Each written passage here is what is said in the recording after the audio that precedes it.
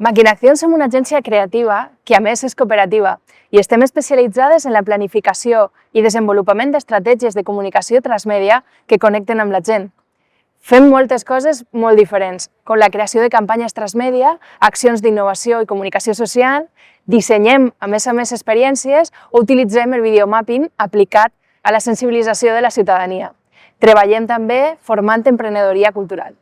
En 2022 desenvoluparem un projecte de responsabilitat social amb la col·laboració de COCENFE Alacant i la Fundació Juan Carlos Pérez Santamaría, amb l'objectiu de donar a conèixer la posada en marxa de l'OBI, Oficina de Vida Independent, amb l'objectiu de promoure la representació positiva de les persones amb dependència i els recursos que tenen a la seva disposició per aconseguir un pla de vida independent.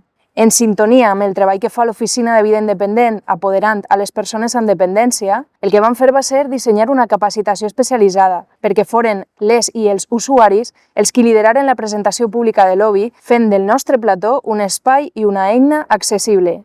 Van co-crear un esdeveniment híbrid online i offline realitzat i retransmès en streaming. Van establir un pla de mitjans amb una roda de premsa i un desdejuni de networking entre representants públics, entitats, mitjans i usuaris de l'OBI, amb l'objectiu de llançar a l'agenda pública aquest nou servei. Per a captar l'atenció del públic, aplicaren a l'esdeveniment les últimes innovacions en matèria de videomapping, amb escenografies, fons dinàmics 3D o infografies.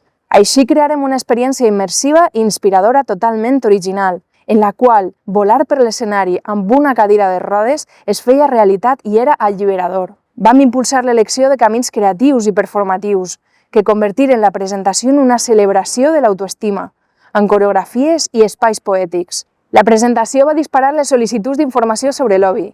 Actualment la retransmissió supera ja les 1.000 visites en YouTube i s'ha convertit en un material de treball habitual per a COCENFE, per a explicar el servei.